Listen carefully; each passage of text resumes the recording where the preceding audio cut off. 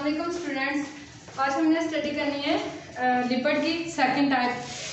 हमने इसकी first type जो है वो स्टडी कर ली थी एसाइल ग्रासिडोज। ठीक है, अब हम स्टडी करेंगे अपनी नेक्स्ट जो रिमेनिंग टाइप्स हैं वैक्सीज, फॉस्फोलिपिड्स और टर्पिनॉइड्स। ठीक है, तो वैक्सीज जो है ये बेसिकली होती क्या है, हमने इसमें डिस्कस करना है वैक्सीज। ठीक है, तो वैक्स जो है हमारे पास ये क्या होती है, ये प्रोटेक्टिव कोटिंग होती है। ठीक है, या फिर हम कह सकते हैं प्रोटेक्टिव कवरिंग होती है। ठीक है, waxes protective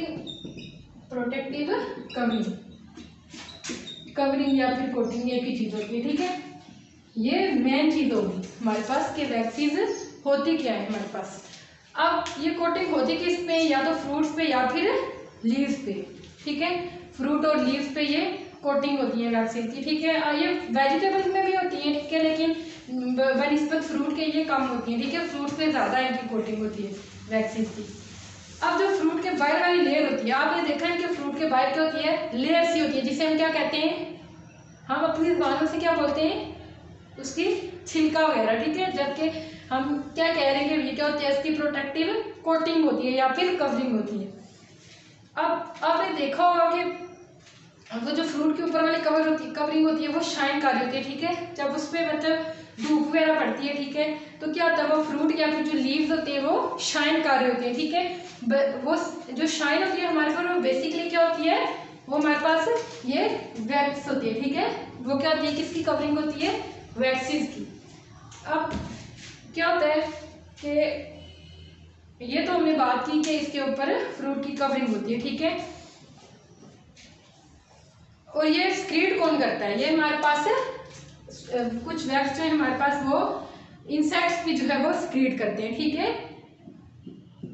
insects screed wax. ठीक है, कि हमारे पास कुछ इंसेक्ट्स भी क्या करते हैं, ये वैक्स स्क्रीड करते हैं। ठीक है, अब नेक्स्ट अगर हम बात करें इसकी, तो वैक्स जो कोटिंग होती है फ्रूट की या फिर लीफ की, तो फ्रूट के अंदर जो जूस होता है हमारे पास, ठीक है, फ्रूट के अंदर आपको पता है ना बच्चों के जूस पाया जाता है। ठीक है, तो वो जूस क्या होता है, उसकी लीकेज, अगर उसके लीकेज को भी ये प्रिवेंट करता है। ठीक है, वैक्स, ठीक है, क्या करता है, प्रिवेंट लीकेज ऑफ जूस। ठीक है, लीकेज ऑफ जूस, ये हमारे पास इसकी फर्स्ट होगी। ठीक है, प्रिवेंट लीकेज ऑफ जूस, ये हमारे पास इसका सेकंड फंक्शन हो गया। ठीक है, कि प्रोटेक्टिव कवरिंग होती है। इसके बाद इसका फंक्शन क्या होता है, ये तो हमने देख लिया कि वैक्स हमारे पास क्या होती है। ठीक है, इसके बाद इंसेक्ट्स जो है वो भी वैक्स सिक्रीट करते हैं। नेक्स्ट चीज हमने ये देखी कि जो हमारे पास वैक्स है इसका फंक्शन क्या है। ठीक है, वैक्स देख तो ली हमने। ठीक है, हम जब कोई चीज देखते हैं तो हम उसका पहले उसको जो है जज करते हैं कि ये हमारे पास क्या चीज है, फिर उसके बाद हम उसके फंक्शन की तरफ चलते हैं कि हमारे पास जो है ये चीज जो हमने देखी है, जिसको हमने फिजिकली जो है वो जज किया। अब इसका जो हमारे पास रोल क्या है, ठीक है, इस चीज का मकसद क्या है। अब देखिए कि हमारे पास एक मार्कर है। ठीक है, फर्स्टली हमारा इंप्रेशन जब जाता है हम इसको देखते हैं कि ये हमारे पास क्या चीज है। ठीक है, हम इसको नोट करते हैं, हम इसको देखते हैं, गौर व फिक्र करते हैं, फिर हम इसका फंक्शन देखते हैं कि इसका फंक्शन क्या है, हमारे पास लिखना। इसी तरह हम जब कोई हम देख रहे हैं कि वैक्स, हमने इसका स्ट्रक्चर देखा, हमने क्या कहा कि ये हमारे पास प्रोटेक्टिव कवरिंग है। ठीक है, इसके बाद हमने ये चीज़ देखी कि ये क्या करती है, हमारे पास प्रिवेंट करती है फ्रूट के जो जूस होता है, फ्रूट के अंदर जो जूस पाया जाता है उसकी लीकेज को प्रिवेंट करते हैं। ठीक है, अगर बाहर का टेम्परेचर जो है, बाहर का एनवायरनमेंट जो है ड्राई हो, ठीक है, तो भी ये क्या करता है, फ्रूट को प्रोटेक्ट करता है। ठीक है, इंटरनल इसको उसके क्या कह सकते हैं, आपके इन्वायरमेंट को मेंटेन रखता है। ठीक है, आपको पता है ना कि बाहर का टेम्परेचर जो है वो हॉट भी होता है, कोल्ड भी होता है। ठीक है, तो ये क्या करता है, ये वैक्स क्या करती है, जो इंटरनल इन्वायरमेंट होता है, इंटरनल टेम्परेचर होता है, उसको ये मेंटेन रखता है। ठीक है, लाइक जो हमारे पास डिफ्यूजन वगैरह का प्रोसेस होता है उसके जरिए। इसके बाद अगर हम बात करें वैक्सीज की, तो ये केमिकली जो है ये किस तरह बनते हैं। ठीक है, ये मेनली वैक्सीज जो है मेनली कंटेन अल्केन्स।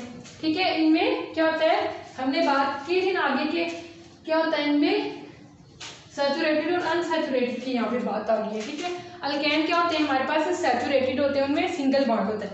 इसी तरह कह रहे हैं कि वैक्सीन हमारे पास क्या है, वैक्सीन क्या है हमारे पास, क्या बात की हमने कि ये बेसिकली अल्केन होते हैं, ठीक है। वैक्सीन कंटेन अल्केन्स, ठीक है, यानी सिंगल बॉन्ड होता है इनमें। इसी तरह इनमें जो है वो कोई डबल और ट्रिपल बॉन्ड नहीं होता, ठीक है, इसलिए हम इनको क्या कहते हैं, ये हमारे पास क्या है, अल्केन है। और इनका कार्बन नंबर यानी 25 से लेकर 35 तक होता है, ठीक है, वैक्सीन का 25 से लेकर 35 तक जो है कार्बन नंबर इनमें प्रेजेंट होते हैं। और ये हमेशा जो है वो 8 फॉर्म में होते हैं, यानी 27 से लेके 37 तक, ठीक है। इसके बाद क्या कह सकते हैं, 29 से लेके 29 से लेके 39 तक, यानी कि 8 नंबर में पाए जाते हैं जो हमारे पास अल्केन्स है, ठीक है। और इनका आपने नंबर याद रखना है। पहली बात आपने याद रखनी है कि वैक्सीन हमारे पास क्या होते हैं, वैक्सीन कंटेन अल्केन्स, ठीक है। इसके बाद आपने ये चीज याद रखनी है कि इनमें कार्बन नंबर 25 से लेके 35 तक होते हैं और ये हमेशा ऑड फॉर्म में होते हैं, ठीक है, इवन फॉर्म में ये एग्जिस्ट नहीं करते। इसी तरह आप देखेंगे इनका फंक्शनल ग्रुप कौन सा होता है, इनका फंक्शनल ग्रुप होता है हमारे पास अल्कोहल, कीटोन या फिर ईस्टर, ठीक है, ester of long chain fatty acid, ठीक है। क्या हमने बात की कि इसमें क्या होता है, इसके फंक्शनल ग्रुप कौन से होते हैं, ठीक है।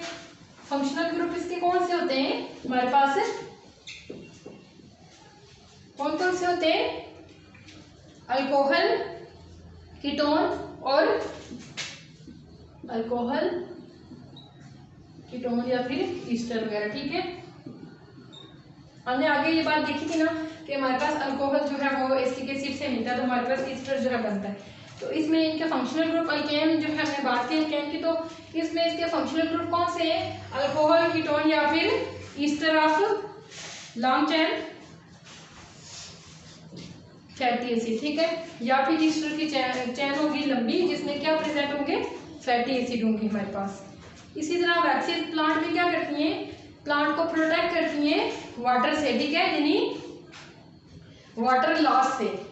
अब देखिए कि प्लांट में क्या होता है, आपको पता है प्लांट में भी जो है वाटर जो है ट्रांसपोर्टेशन का प्रोसेस हो रहा होता है, ठीक है, और इसके अलावा बहुत से प्रोसेसेस प्लांट में भी हो रहे होते हैं, ठीक है। तो क्या करता है, ये प्लांट को प्रोटेक्ट करता है वाटर लॉस से, ठीक है, यानी किसी लिमिट तक तो ज़रा वाटर लॉस होता ही है, जबकि एक्स्ट्रा जो रिमूवल है वाटर का उसको ये प्रिवेंट करती है वैक्सीन। ये किस तरह प्रिवेंट करती है कि आपको पता है कि प्लांट के जो लीव्स हैं उनके ऊपर भी हमारे पास क्या होती है, वैक्स पाई जाती है, जो हमें जब रोशनी पड़ती है तो जो चीज़ हमें उनमें शाइन करती हुई नजर आती है प्लांट्स पे, वो क्या होती है, उनकी कवरिंग जो होती है वो किसकी होती है, बेसिकली वैक्स की, जो शाइन कर रही होती है, ठीक है। अब ये क्या करती है, जब इवेपोरेशन का प्रोसेस होता है तो उसमें एक्सेसिव जो लॉस होता है वाटर का उसको प्रिवेंट करती है, या फिर जो एब्रेसिव डैमेज होता है प्लांट का, यानी एकदम जो कोई डैमेज हो जाए फ्रूट में उसको प्रिवेंट करती है। अब एग्जांपल एक देख लें कि आप देखिए कि कोई फ्रूट लगा हुआ हमारे पास, ठीक है, जब वो उसमें राइपनिंग का प्रोसेस होता है, यानी फ्रूट जब पक जाता है तो वो नीचे गिरता है, ठीक है, या फिर हम उसको उतारते हैं तो वो गिरता है नीचे। तो क्या होता है, जब वो गिरता है तो होना तो ये चाहिए कि जब वो जोर से जमीन पे गिरता है वो पूरी तरह डैमेज होती है, ठीक है। क्या होता है कि जब एकदम से गिरता है फ्रूट तो वो हल्का सा डैमेज होता है, ठीक है, थोड़ा बहुत, या फिर होते नहीं, या फिर थोड़ा बहुत होता है। तो वो किस वजह से होता है, ये क्या हमारे पास आ गया, अब्रेसिव डैमेज, ठीक है, एकदम से जो डैमेज आता है उसको रोकता है। ये आपको पता है फ्रूट के ऊपर कोटिंग हुई होती है, ठीक है, जो जिसे हम कहते हैं छिलका, ठीक है। अब क्या होता है, वो हमारे पास बेसिकली वैक्स की कोटिंग हुई होती है। आप देखेंगे जब फ्रूट नीचे गिरता है तो वो डैमेज नहीं होता, थोड़ा सा डैमेज होता है, ठीक है। तो वो किस वजह से प्रिवेंट होता है, किस वजह से वो प्रोटेक्टिव रहता है, वैक्स की कवरिंग की वजह से, ठीक है। ये चीज़ आपने याद रखनी है। ये भी कह रहे हैं कि फ्रूट को अग्रेसिव जो डैमेज होती है उससे फ्रूट को प्रोटेक्ट करता है। इसी तरह ये वाटर बैरियर के तौर पे भी एक्ट करती है वैक्सीन। आप देखें जो एक्सोस्केलेटन है, ठीक है, एक्सोस्केलेटन जो प्रेजेंट होता है कुछ इंसेक्ट्स वगैरह में या फिर जिनमें भी एनिमल्स में एक्सोस्केलेटन प्रेजेंट होता है, ठीक है। तो उनमें क्या होता है कि वैक्स की जो है एक्सोस्केलेटन पे वैक्स की जो है वो कोटिंग पाई जाती है। अब वो क्या करती है, इसको वाटर बैरियर के तौर पे ये वैक्स एक्ट कर देती है, यानी अंदर का जो टेम्परेचर है, ठीक है, या फिर कह लें कि अंदर का जो वाटर है उसको अंदर ही रहने देती है, बाहर का जो उसको बाहर रहने देती है। यानी आप कह सकते हैं कि किस तरह वाटर बैरियर के तौर पे एक्ट करती है, जो बाहर का वाटर है वो अंदर नहीं जाने देती, अंदर का वाटर जो है वो बाहर नहीं आने देती, ठीक है, यानी उनके दरमियान एक मेंटेनेंस जो है वो रखती है, ठीक है, वैक्स जो हमारे पास होती है। तो ये वाटर यानी इसमें एग्जांपल आप देख लें बर्ड एनिमल्स और शीप वगैरह, ठीक है। इनमें क्या होता है, ये वाटर बैरियर के तौर पे एक्ट कर रही होती है जो हमारे पास वैक्स है। नेक्स्ट हमारे पास आगे फास्फोलिपिड, तो ये भी हमारे पास जो है वो लिपिड की क्लासिफिकेशन है, इसकी डेरिवेटिव्स है हमारे पास फॉस्फोफिटेटिक एसिड, फॉस्फेटिक एसिड और which are compose of glycerol, fatty acids and phosphoric acid. ठीक है, किससे बने हुए होते हैं जो हमारे पास डेरिवेटिव्स है फास्फोलिपिड की, वो कौन सी है, फॉस्फेटिक एसिड। ठीक है, जो किससे बनी हुई होती है, यानी composed of glycerol,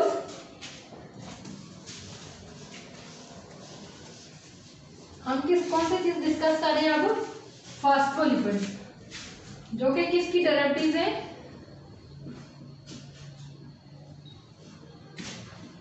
derivatives of फॉस्फा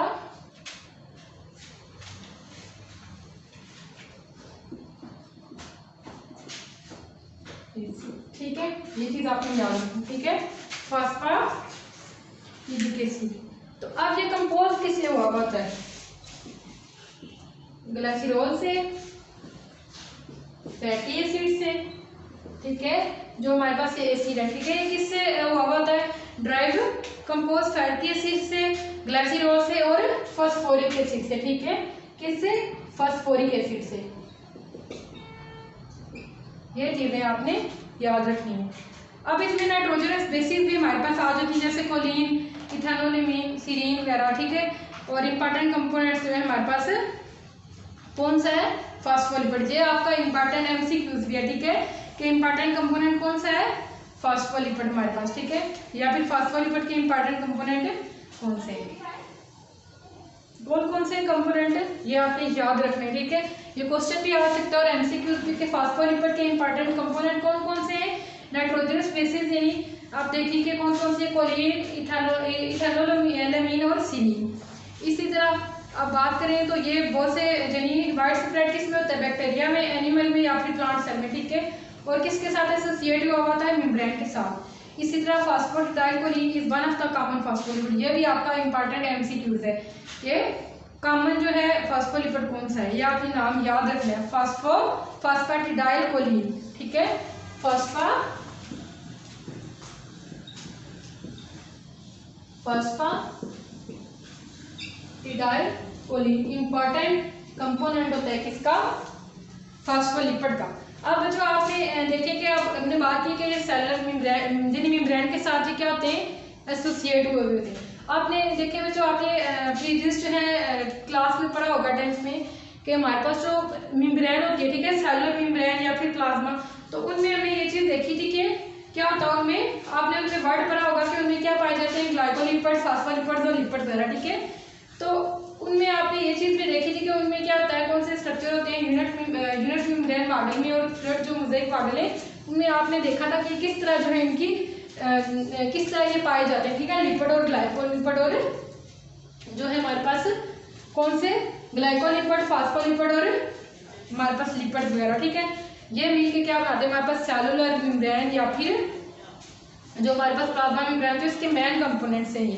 तो क्या कह रहे हैं कि यहाँ पे ये चीज बोले कि जो फास्फोलिपिड है ये मेन जो है यानी फ्रीक्वेंटली एसोसिएटेड होते हैं किसके साथ, मेम्ब्रेन के साथ।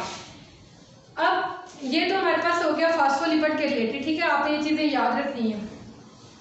फास्फोलिपिड हमारे पास जो मॉलिक्यूल होता है बेसिकली बच्चों, उसमें दो एंड होते हैं, एक पोलर एंड होता है, दूसरा नॉन पोलर होता है। ठीक है, यानी जो पोलर होगा वो हाइड्रोफिलिक होगा, जबकि जो नॉन पोलर होगा वो हाइड्रोफोबिक होगा। ठीक है, तो जो हाइड्रोफिलिक रीजन होगा उसमें फॉस्फेट जो है वो फॉस्फेट कंटेनिंग रीजन होगा। ठीक है, जो हाइड्रोफिलिक रीजन होता है वहाँ पे फॉस्फेट जो है वो प्रेजेंट होते हैं, जबकि जो हमारे पास नॉन पोलर होता है उसमें फैटी एसिड्स पाए जाते हैं, यानी हाइड्रोफोबिक रीजन होता है। तो ये जो है कॉमन सी चीजें फास्फोलिपिड के रिलेटेड, ये आपने याद रखनी है कि किस तरह जो है इनकी डेरिवेटिव्स होती हैं, किस तरह ये बनते हैं, इनका इंपॉर्टेंट कंपोनेंट कौन सा है, और सेलुलर जो है मेम्ब्रेन के साथ ये फ्रीक्वेंटली एसोसिएटेड किस तरह होते हैं। तो ये आपने प्रीवियसली आप पढ़ चुके हैं कि जो मेम्ब्रेन वगैरह होती है सेलुलर प्लाज्मा, उनमें ये पाए जाते हैं और फ्रीक्वेंटली एसोसिएटेड होते हैं उनके स्ट्रक्चर्स के साथ। नेक्स्ट हमारा लास्ट है टर्पिनाइड्स। तो अब हम डिस्कस करते हैं टर्पिनाइड्स को। ठीक है, लास्ट आज हमारे पास लिपिड की कौन सी आ गई, टर्पिनाइड्स। टर्पिनाइड में हमारे पास जो है लार्ज और इम्पॉर्टेंट ग्रुप होता है। ठीक है, कंपाउंड का, तो ये किससे मिलके बने हुए होते हैं? रिपीटिंग यूनिट्स, इनको हम आइसोप्रीनाइड्स बोलते हैं। ठीक है, क्या बोलते हैं हम इनको? आइसोप्रीनाइड्स। आइसोप्रीनाइड्स। जैसे हमने बात की थी ना आगे के प्रोटीन का रिपीटिंग यूनिट कौन होता है? Amino acids. इसी तरह बच्चों हमारे पास जो टर्पेनाइड्स है इनका रिपीटिंग यूनिट हमारे पास कौन सा होगा? आइसोप्रीनाइड्स यूनिट। ठीक है, टर्पेनाइड का रिपीटिंग यूनिट क्या होगा? आइसोप्रीनाइड्स। तो ये यूनिट जो है ये हमारे पास किस तरह आएगा? कंडेंसेशन के प्रोसेस के, यानी कंडेंसेशन का प्रोसेस होगा और हमारे पास क्या होगा? बहुत से हमारे पास कंपाउंड्स आएंगे, जैसे हमारे पास रबर है, कैरोटीनॉइड्स है, स्टीरॉइड्स और टर्पीन्स वगैरह। ठीक है, तो कंडेंसेशन के प्रोसेस के जरिए हमारे पास जो टर्पेनॉइड्स है इससे मुख्तलिफ हमारे पास कंपाउंड्स आएंगे, लाइक रबर, कैरोटीनॉइड्स, स्टीरॉइड्स और टर्पीन। इसके बाद आपका लास्ट जो है 2 लाइन है, ये आपका बहुत इंपॉर्टेंट शार्ट क्वेश्चन है या फिर एमसीक्यूज के लिहाज से भी इंपॉर्टेंट है कि जो हमारे पास टर्पेनॉइड्स है उनकी इंपॉर्टेंस क्या है। लिपिड जो है हमारे पास मेजर सोर्स है एनर्जी का, और ये क्या करते हैं? सेल मेम्ब्रेन के साथ, यानी ये जो ऑर्गेनेल्स होती है हमारे सेल की उनमें पाए जाते हैं और उसके साथ ये सेल मेम्ब्रेन का जो स्ट्रक्चर होता है उसके साथ भी एसोसिएट की होती है। ठीक है, इसके बाद नेक्स्ट चीज़ है कि ये आइसोलेशन, इंसुलेशन का काम करती हैं।